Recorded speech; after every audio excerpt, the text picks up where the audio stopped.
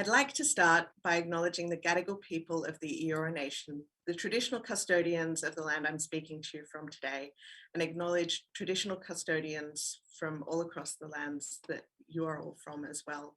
I'd like to acknowledge and pay respect to elders past, present, and emerging, and acknowledge that sovereignty has never been ceded.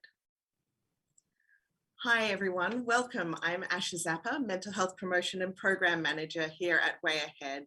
Today I am overjoyed to be speaking with Margo Ward from KidsXpress, winners of this year's Mental Health Matters Youth Award. And don't forget, our award winners will be joining us in the chat, so please feel free to put in any questions or comments or congratulations there so they can respond. And welcome, Margo. Congratulations. Oh, thank you so much, Asha. It's so wonderful to be here. We're so humbled to win this award. We just cannot thank you enough. It's just and it's wonderful the opportunity to talk to you and all your viewers and listeners as well, as we talk more about children's mental health and in particular the KidsXpress program at Hampden Park Public School. I'm really excited to share KidsXpress with everybody. As a bit of background, years ago when I first finished my Masters in Art Therapy, I actually had the privilege of working for a year with KidsXpress, and it's so wonderful to be able to share the really unique, wonderful approach that you have to children's mental health. So very excited. And I guess to get us started, can you tell us a little bit about KidsXpress and how it got its start? Sure. Thanks, Asha. And it was such a delight to have you as part of the KidsXpress village for that period of time. I'm actually the founder and CEO of KidsXpress, and it was actually last week was my 16-year anniversary since we started KidsXpress. So we are a children's mental health organisation, and we provide expressive therapy and trauma-informed support and education to the caregiving community that wraps around our children. And we've been in operation both from a centre-based as well as a school-based program now, as I said, for those 16 years since we first began. And KidsXpress was in those very early years of the establishment of KidsXpress, and in that initial period was an accumulation of my career, both working with children in trauma for many years in a medical setting and then also working in a suicide prevention program. And so prior to setting up KidsXpress, it actually took me 13 years to have the vision. I had the vision for 13 years and then finally got the courage to set up KidsXpress in 2005. And since then, we've supported thousands of children to go through our expressive therapy program. And in the last 5 years, we've been working within a trauma-informed framework, which has also brought the trauma-informed consultants into the organisation as well. So we've now got that universal whole school, whole family approach to how we are providing our programs, expressive therapy, but really importantly, support to the children and families and communities that we work with. So it has been quite the exceptional journey. I would also say in those very early years, the use of play therapy, music therapy, art therapy, drama therapy, back in 2005, that was still considered quite alternative and almost fringy to a certain point. And what's really exciting about the development in the last 16 years is that the acknowledgement of how important using the creative modalities, particularly working with kids impacted by trauma and adversity is, but also it's the language of all children, and all children communicate in such effective, fundamental ways through these creative modalities. So that's one of the fundamentals since starting KidsXpress that I've seen an absolute embracing both within communities and within medical, but with education in the use of the creative modalities and really supporting children as they grow into young adults. Yeah, I'm aware that as you're speaking, I'm getting all these memories flashing into my mind. It is really incredible the way that children engage so quickly with those creative modalities. And I think that the program that you actually won the award for with Hampden Park Public School is a really unique approach to mental health in primary schools. Can you tell us a little bit about how that program came to be and what it actually entails? Okay, so that program we had been working in schools for quite a period of time. So KidsXpress has been working both in our centre-based, but also in schools for over 10 years. What actually we did was, when we had brought the trauma-informed consultancy on board back in 2019, we conducted an extensive methodology review. So one of the things KidsXpress, right from the very beginning, we've invested really heavily in our evidence gathering. So we're an evidence-based organisation, and getting a lot of external review on our programs. It's one of the reasons we brought the trauma-informed care within the organisation. But in 2019, we conducted a methodology review. We had teams of therapists going into school communities, and then we have our trauma-informed consultants working separately.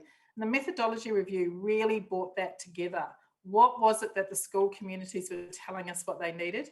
How did we need to bring children and mental health into the same sentence? How could we be part of changing the narrative around children's mental health and that very much the early intervention model? And then also leading with the expressive therapy. So post that methodology review in 2020, an odd year to start a pilot, we started a pilot with Hampden Park and a number of other schools, where we placed a team of therapists in the school, so solely allocated to the school, and that's 2 therapists that are in the school up to 3 days a week. So in actual fact, you can have full coverage across the whole week of the school. Which primarily works with the children doing individual and group therapy, as well as the trauma-informed consultant who's really working with the whole school, the caregivers around the children in the school community. So not only were they doing P&L, so education around adversity, trauma, ACEs, and strategies around working with children in the classroom, but they're actually in the classroom with the children and the teachers. They were alongside the teachers in terms of being able to identify children who, not the typical children who may be presenting as actually being children who are impacted by adversity and trauma, but then also running playgroups, etc., in the playgrounds, and really supporting that whole school structure. So this was a unique model. It was different to our previous model, and our previous school model was we had those teams of therapists going into schools, running a group, and then going to another school, running a group. This is a dedicated program for a minimum of 3 years, working with the whole school structure. And it's a program that we also had to, like I said, we had to look at the narrative around children and children's mental health, the early intervention model, the use of expressive therapies. What we clearly continue to hear from the school community is that they are education experts. They are there to educate children. Yes, they need to understand trauma and adversity and what that looks like and the signs of, but what they need is the experts alongside them in the classroom, in the playground, being able to access services on site to support those children that need additional emotional and wellbeing support. And that's what this program provides. So we work with the whole school, the principal, the executive, the SLOs, the canteen staff, the ground staff, the teaching staff, to really work together as a community, wrapping around those children, but within our expertise of expressive therapy, of trauma-informed care. And that's where we're starting to see this real shift in dynamic around the children as children and mental health get brought together in the same sentence. And it's something that resonates through the school. It becomes part of an enhanced part of that school culture. And this is something that's been embraced from the top, from the director right through the entire school. Wow, yeah, that's incredible to hear that it has such wide uptake. And you said something in the video that for the winners announcement about shifting the focus away from a child's problem behavior. What's that sort of looked like in practice, especially for teachers? I think it's actually some really profound moments, whether you're a new teacher and you're newly coming into the profession, or whether you've been in the profession for a long time. It's seeing children differently. It's understanding their behaviours. It's understanding what sits behind that behaviour.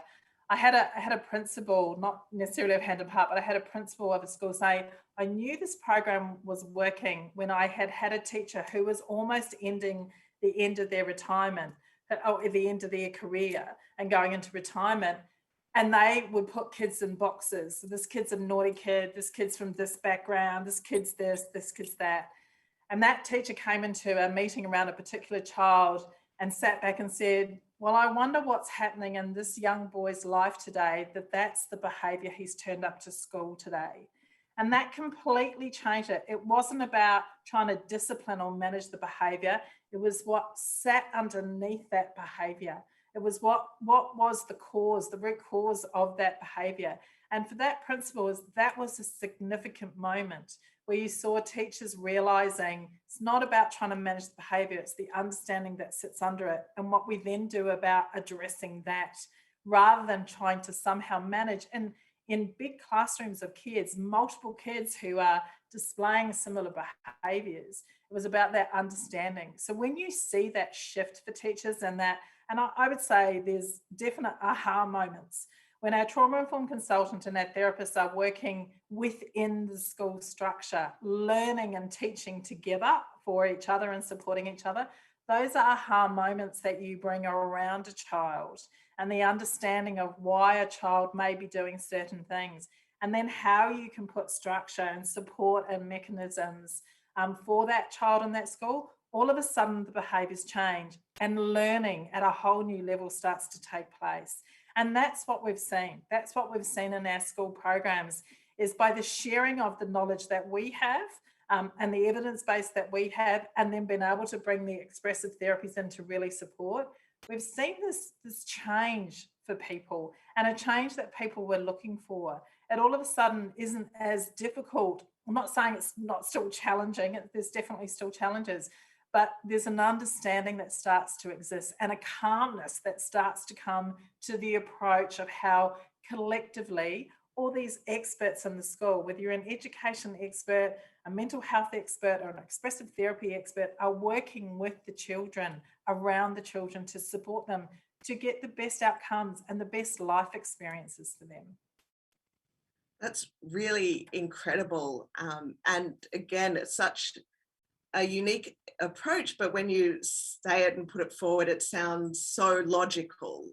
It's not really that far-fetched. And are you seeing a lot of, you mentioned about the kids being more able to engage with learning. What other sort of things are you seeing from the kids? So what we see from the kids is that the kids we do have reports of children saying my favourite day of school is my KidsXpress day. So yes, we use the creative modalities and it is dynamic and it is fun, but for a lot of children, that's the day I get to engage in a different way. I bring all my feelings and all my emotions, but I use it really fundamentally and healthily through the creative modalities. So we're definitely seeing that. We're definitely seeing that the children, what children tell us that they've learnt, that they're not scared of their emotions anymore, that they know that all emotions need to be expressed. It's not, they just don't need to be happy all the time, that they can express their emotions, those deep fears that they have, but also they find ways of being able to calm themselves, of being able to self-regulate, of being able to connect and communicate and make friends in the classroom and in the playground. These fundamental differences for children that have felt isolated, socially isolated before that, these are the differences that we see consistently with the children. And then obviously you see those differences in terms of the adults that are wrapped around them. And what I think is really important about that, Asha, is that as we see that, we hear in terms of how children start to view their selves differently, their lives differently. And that's an incredibly important thing for a child at this point. So many times through my career, I would have people say to me, well, Margo, don't we just wait and see if there is a problem? Do children really remember things that happen in their childhood? Don't we just wait and see if there's a problem? And we now know in 2021, we know all the evidence. We know that early intervention is incredibly important, and evidence-based and appropriate support for these children. We know that we need to have an early intervention model, and that's what the children are showing us again and again every day, how important this is, that we provide services that are those wraparound services. But really importantly, Yes, we're putting children and mental health in the same sentence, but it's their language, and their language is the creative modalities. That's where the evidence shows us, and we see every day, the safety and being able to show your vulnerability and your emotions through art, through music, through drama, through play is such a beautiful and safe. And then you have the experts, the expressive therapists, who understand that and can hold that space for them and help a child progress through that is incredibly important. And so we see it, and there are all these layers with the children as they gain more confidence, more friends, more communication skills, more ability to learn in the classroom. I had a really unique experience. I think when you see kids gain that confidence is wonderful. I received a letter from a group of boys at Hampton Park who wrote a letter to the CEO wanting to meet with the CEO because they had some important things to tell the CEO about how they thought KidsXpress could be even better. And so as a CEO, you respond to that. If who you serve has asked to meet with you, then you do that. So I went and met with this particular group of boys, and they shared their lives, they shared their backgrounds, their vulnerabilities, how they felt about their lives, and they shared about what they thought was wonderful about KidsXpress. And that included the relationships they'd formed with the therapist, the fact that KidsXpress was actually in their school and understood them, the fact that they had somebody from KidsXpress that could be in their classrooms, the fact that the language had changed. But they also talked to me about how important dodgeball was and how we needed to incorporate that as a creative outlet. And actually, that actually ended up to us taking some of our funders and our patron, Shane Fitzsimmons, the Commissioner for Resilience. We took them out to school and we actually had a game of dodgeball with those boys. Now, what we're hearing from the kids is that continuum of care, that validation, that ability to step and see if the space and honour them, that is incredibly important. And that's what a whole universal approach, by providing the programs that we do, and then getting the village that wraps around the kids and the KidsXpress village to actually hear that and acknowledge that and partake in that is incredibly important. I think that really demonstrates the safety that kids feel to know that they can approach the CEO and feel like they can trust that that will be heard. Yes. Well, that I think as a CEO and as a founder, and that's as founder of KidsXpress, I refer to myself as the founder, but really I am a conduit of children's vision.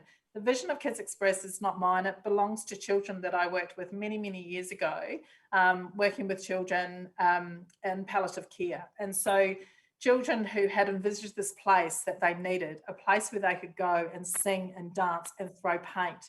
And there'd be people there that would hold the space for them outside of their family, that would teach them strategies around how to cope with life. When you're a conduit in that way, you have an obligation to respond. And so when a child asks you to come to a meeting, in my mind, as a leader in children's mental health, you turn up and listen, and then you take action. Yeah, and play dodgeball or whatever it is that you throw paint. Which I'm really bad at. So you mentioned a little bit there about the creative expressive therapies. For people who maybe haven't encountered expressive therapy or creative therapy before, can you talk a little bit about what it actually entails, and maybe also a little bit how the KidsXpress program incorporates the different approaches of music, drama, art, play therapy and movement therapy, and especially with the trauma-informed care as well? Yeah. So I'll just start with the trauma-informed consultant. They're really working in that whole school universal approach in terms of really working with the adult community or village that wraps around the child, and understanding expressive techniques that they can use in the classroom, etc., to really support children, particularly because obviously in a school, Hampton Park is a school of over 900 children. So we are doing a whole school approach by having the trauma-informed consultant and working in classrooms, as well as the therapist working in classrooms, but working with the whole community. In terms of the expressive therapies, I often liken a group therapy session, it's like watching a dance. So you have therapists, whether they be an art and a music therapist or different modalities working together. And whilst it's group therapy, each group is really fundamentally, what is the goals of this particular group? What are the therapeutic goals? What are we aiming to do? But importantly, what is each child in the group bringing in every session, and how does that dictate the next session? In expressive therapy, or the way KidsXpress does our expressive therapy, we're not a rote program. We don't do friends this week, families the next week, etc. We respond to what that particular group of children need and what they're bringing every week. And that's why the expertise of having highly trained, experienced therapists, expressive therapists working in space is really critical. And through that trauma-informed ACEs lens to understand the subtlety of what children might also be doing through the modalities. The modalities are the safest way for children to express themselves. It's how they gain mastery or co-regulation over that space as well. And so what you see in terms of the dynamics between the expressive therapists, there's a lot of work that goes into that team dynamic in terms of how they work together and how their modalities or how they work together. So sometimes you'll lead with art, sometimes you'll lead with music, sometimes it'll be with drama, sometimes it'll be all in together. It really depends on how those children, or even the individual children with the group, are processing through each of those modalities. And that's one of the uniquenesses of KidsXpress. It means by having multiple modalities or therapists with multiple modalities, it allows the child to choose which is the modality that I feel safest to work with.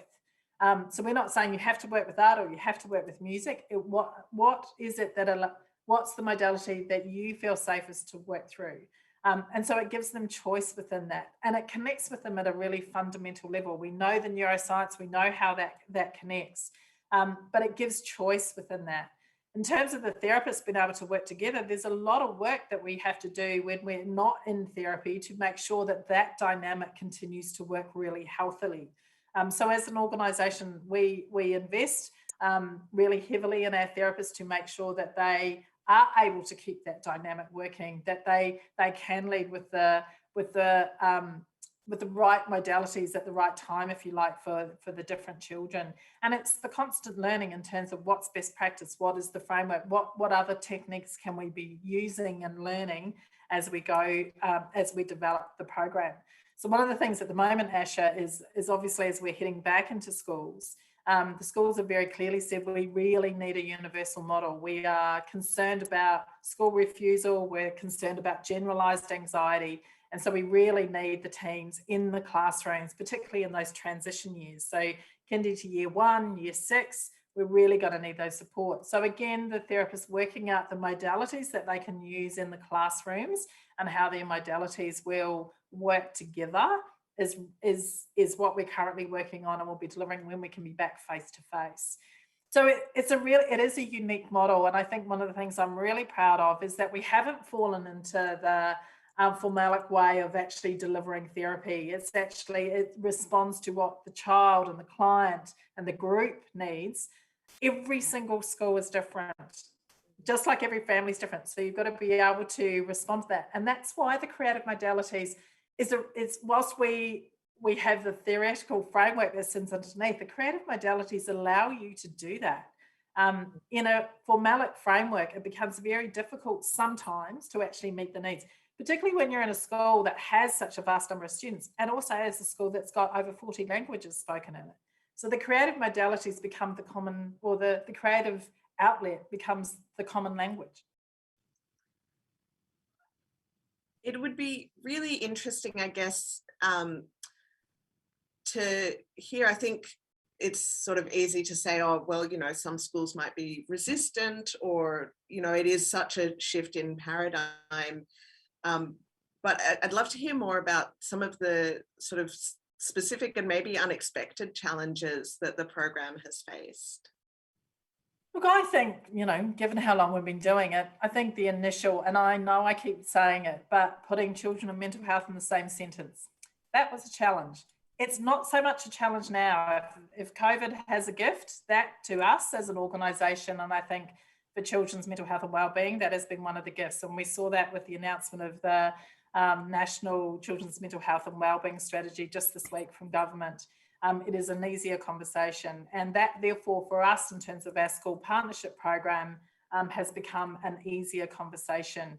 When we started talking about trauma-informed care, there was very few other people that were talking about it. And so it was very much a new language that was being introduced to schools. Now it's common language, and that's not just because of KidsXpress, that's because universally it's now become an accepted term and knowledge. So we are seeing schools and teachers and the Department of Ed really pushing out the trauma-informed training and education, which is wonderful. And so we start to see children in a different lens, etc., or through that lens. What we do know, and what some of the challenges are, is that we are still hearing from teachers is that's fantastic, but we still need those experts alongside us. We know that when we get in the classroom of 30 plus kids, and maybe half of those, or maybe 3/4, if you look at the stats around children with anxiety, etc., there could be 3/4 of that classroom have some level of anxiety. We don't know what that's going to be on the back of COVID. How do we know that, and how do we address that?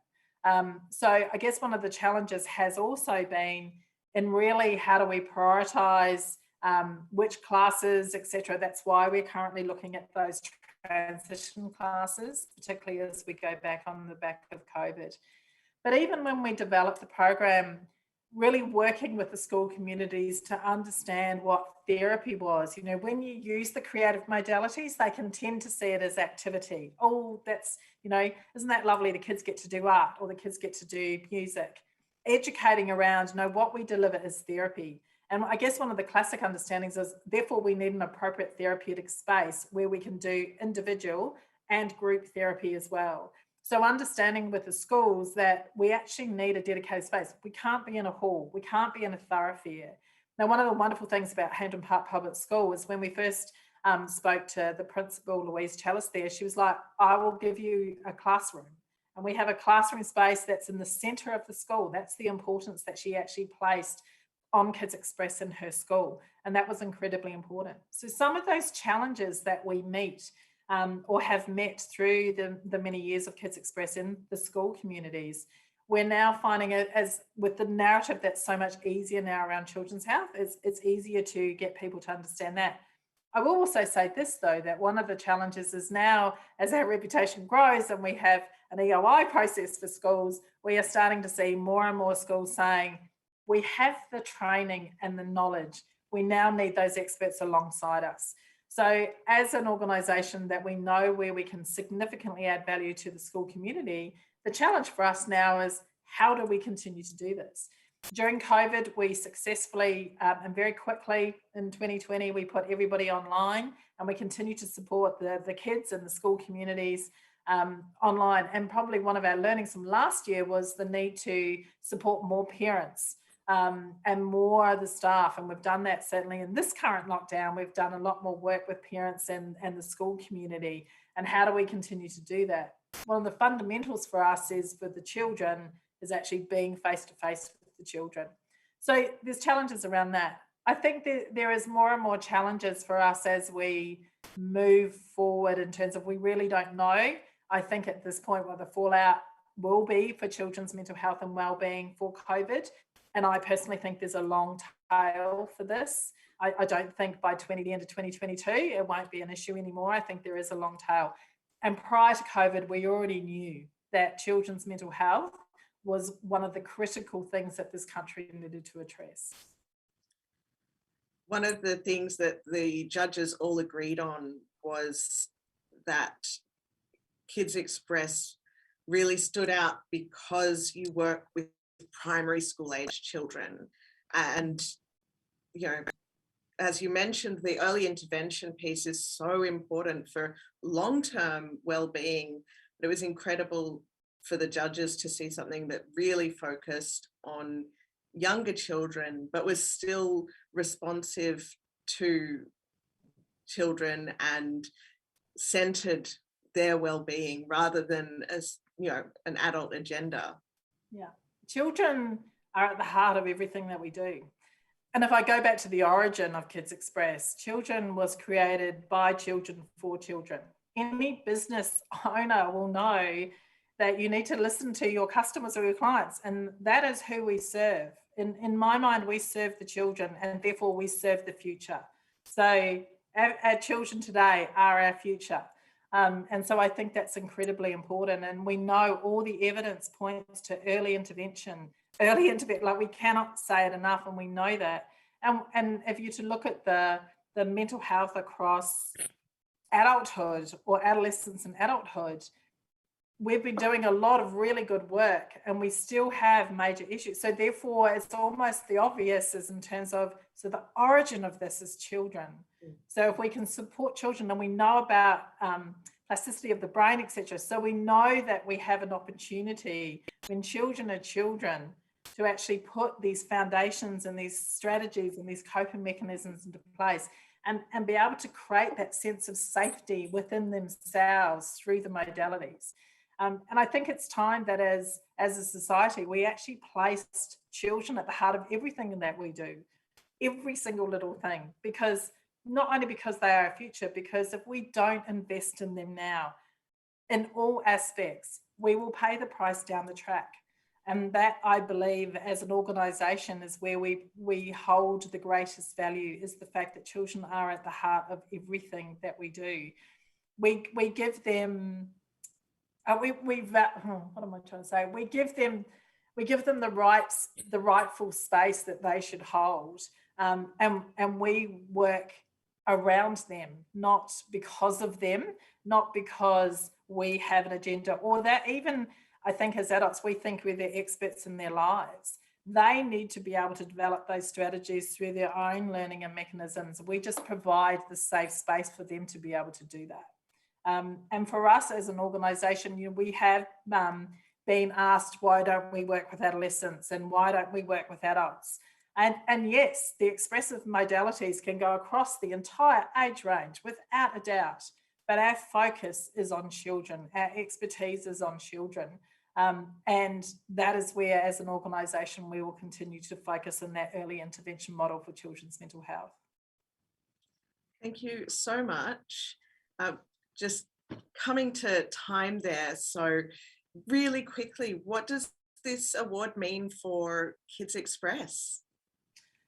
You know what, I'll be honest, this award, we weren't expecting at all. We were just so honoured to be considered, to be finalists.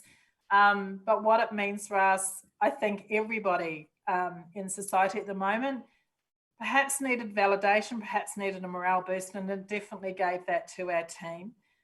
We have been preparing during this particular lockdown, whilst we've been supporting kids and families online and the school community.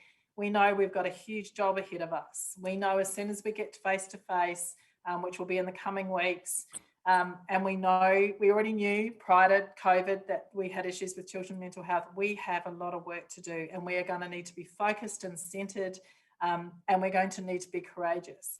So I'll be honest, this award gave us the boost that we needed internally as an organisation. But really importantly, what it also does to all those people that believe in KidsXpress, our sponsors, the school, Hampden Park, the director, the principal, the community that wraps around, it validates their decision to have us in their school. It validates that KidsXpress belongs in their community. So it does more, I think, than we could possibly know to actually be acknowledged in this way. So for that, we are incredibly grateful, because it allows us to really do more of what we need to be doing more, and also the opportunity to connect with more like-minded people. So I really invite anybody that's listening or taking part today to reach out and connect with us, because we need to be a strong collective. And as a strong collective, I believe we can really make a difference to children's mental health. Thank you so much, Margo, for chatting with us today. Massive congratulations. What an incredible program. We will be posting links to KidsXpress in the chat, so please check out the incredible work they do. They've got also some very touching videos that, even though I've seen them before, do still make me cry a little bit. But congratulations, incredible work. And thank you all for joining us today. If you've missed any of our Q&As so far, they're available through the Way Ahead Facebook page. They'll also be available through mentalhealthmonth.org.au. Tune in tomorrow for our chat with the winners of the Mental Health Matters Community Initiative Award, Blue Fringe Arts. Thank you so much. Have a wonderful day.